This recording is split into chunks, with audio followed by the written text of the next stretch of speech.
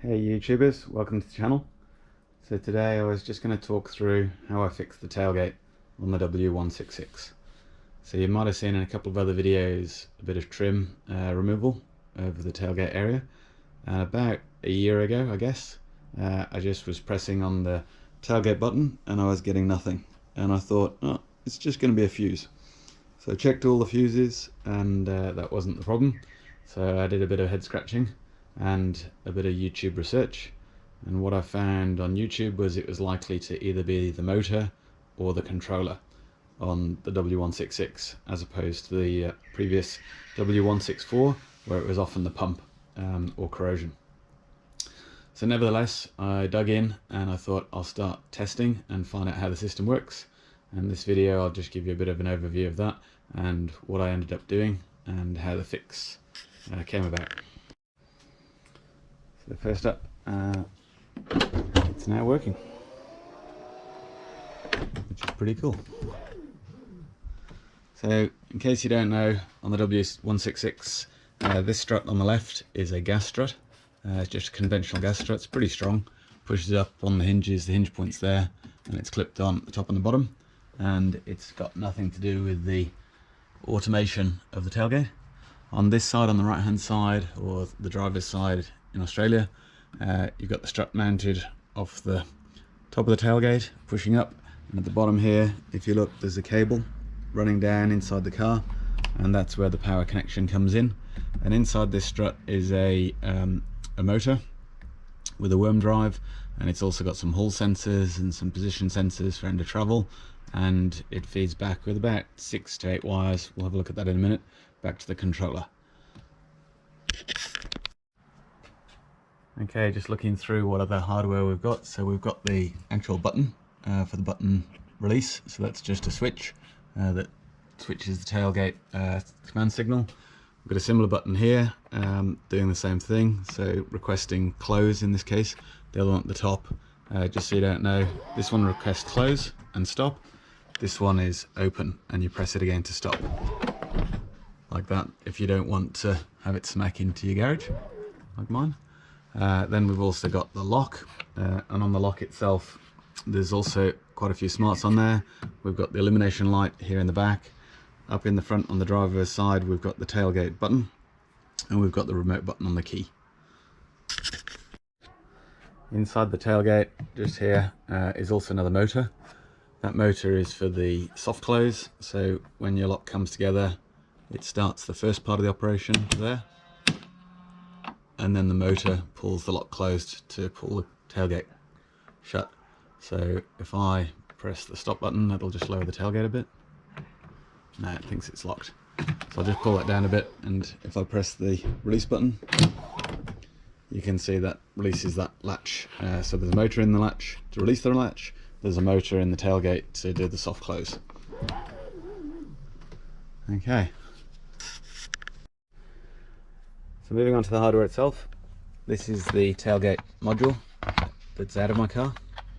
So there's the part numbers on that. What you can see on there is the date of production is 2014. Don't know if you can read that okay.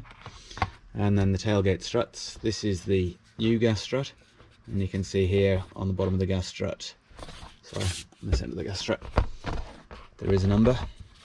I don't know if that will come out clearly, but that's a 2015 gas strut, and this is my motorized strut 2014, so 1st of the 10th 14. Now to get those struts off, that's what I was just going to show at this end, you just put a little screwdriver underneath this metal clip and pull it forward, and then the strut will just pull off the tailgate, so off the body. And this little cap just on this one, you just get a screwdriver underneath here, flick that cap up, and that gives you access to the metal pins. You can see them here at the top of the strut. Okay, I'm just going back to this motor strut. So the harness, in my other videos you can see the harness goes through the body and then it goes up onto this blue connector. And on here you can see you've got the power and the ground with the red and the black wire. And then all the other wires are the signal wires. So you've got the orange, yellow, grey, blue, green and brown. So 6 wires in total. So I'll have a look at that in a minute. And then on the actual module, you've got the main power in and out, you've got the CAN bus signals in and out, and you've got the main power to the connector. So I think it's that way around. That's the around, is it? Okay.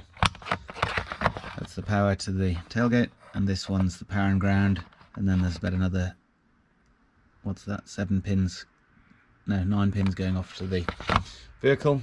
And just mechanically, there's just a 10mm fixing screw there and a couple of clips here on the back going into the body.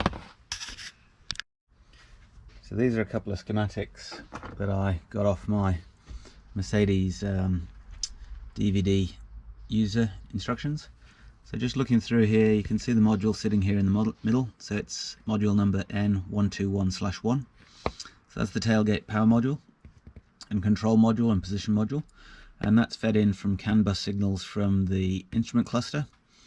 I'm not sure what goes in on the instrument cluster. There's the buzzer. Actually, I didn't show you the buzzer. I'll show you the buzzer in a moment. That's hardwired. Then we've got a CAN bus signal coming in from the door control modules. So the door tailgate release button signal request goes into the door module N69-1. That goes up on a CAN bus signal in. We've also got the remote control request into the antenna, into the engine ECU via CAN bus, into the ignition controller via CAN bus, into the tailgate module. So that's quite a long path, but when you do your button request on the key fob, that's the path it takes to send the signals through to the control module.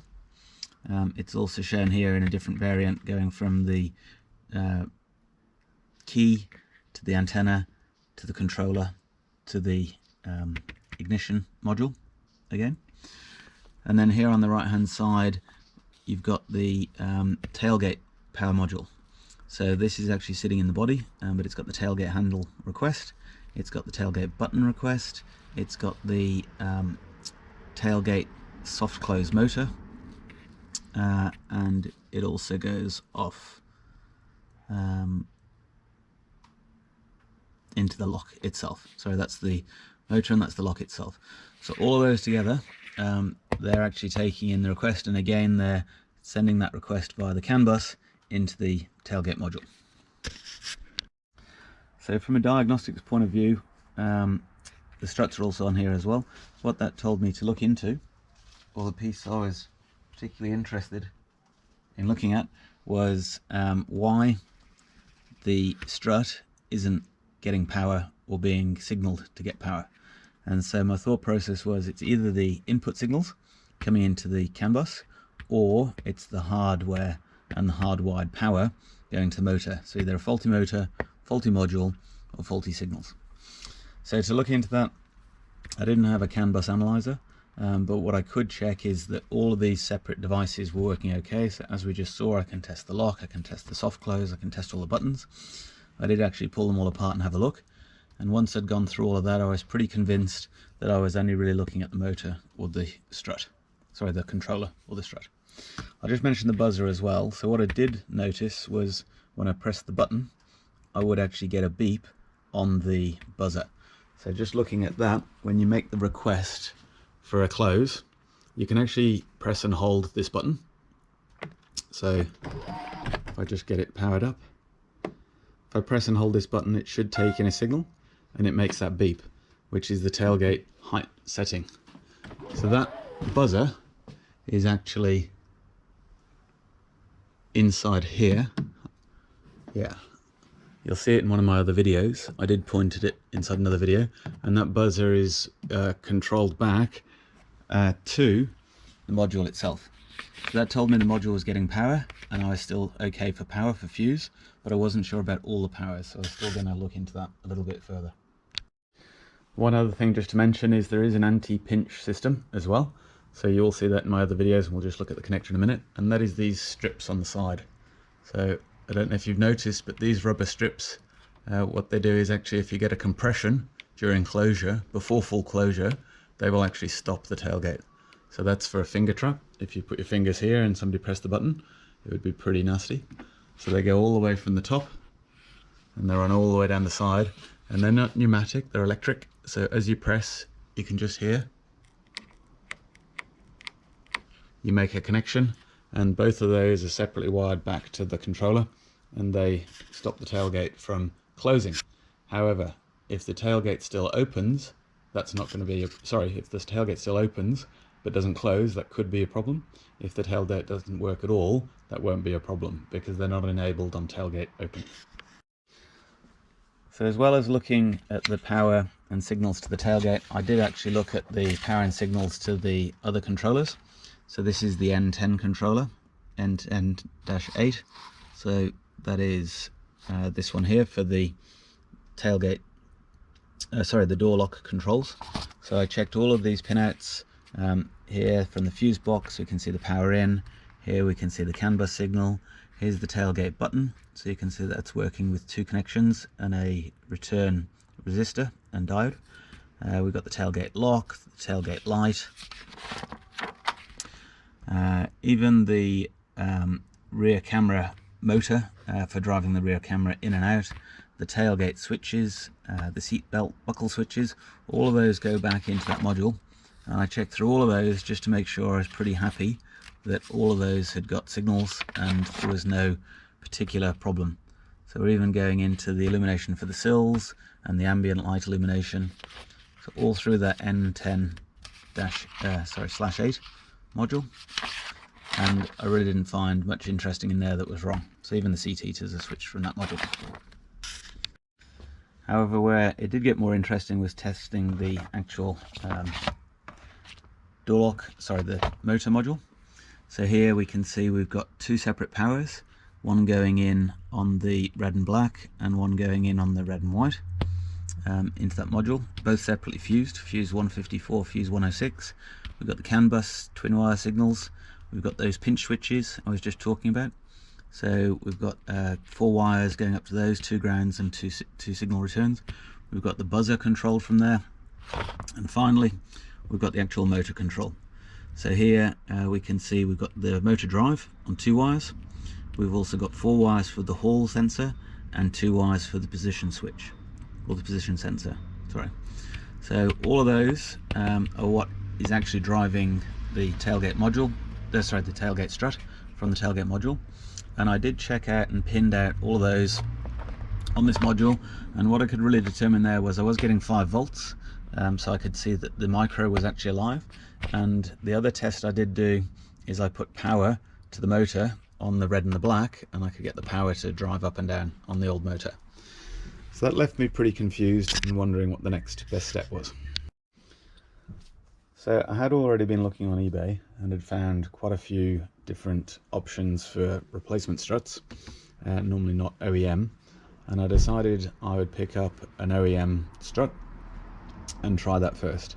So I picked that up. I'll try and put a picture in of the strut that of the car that I ordered that from. It was a white W166 in South Australia, and when I got that strut I plugged it all in and tried everything, and it was exactly the same, no change, and that got me scratching a bit, but I thought maybe it's just the module and I picked the wrong device. So then I ordered from the same car the control module, and that was, at least I knew I had a matched pair, so I was thinking plug and play, let's see how we go, like the other YouTube videos, what could work out. I did plug that in, and exactly the same, no change whatsoever, exactly the same faults as before and the same behaviors, strut not working. So I was getting pretty frustrated now, but I did do some reading, and I read that in one of the forums that you may be able to reprogram the module, but I also read that you cannot reprogram this module once it has been learned to the car. So I booked it into an independent. I took it to them. I got them to try and plug in and talk to the modules. They gave me some good news. They could talk to the new module, they couldn't talk to the old module. However, they hadn't got the right software keys to reprogram the car. So finally, I did get the car booked into a Mercedes dealer, and they spent not too long and a reasonable charge. I think they charged me 30 minutes, and they relearned the module to the car, and they came back and said there was no faults found. The new module from the 2015 car had been programmed successfully, and everything was working okay. So I was pretty happy and left it at that. I had got the car in pieces when I gave it to them, just in case it was anything else, but after 12 months and lots of frustration, I finally got it all back together, and now I've got my working tailgate. I'm just hoping it stays looking like that. So I hope that was informative, and if you have a similar problem, it'd be quite interesting to hear about it. Please don't forget to post and put any questions in the comments, and don't forget to subscribe. Thanks for watching.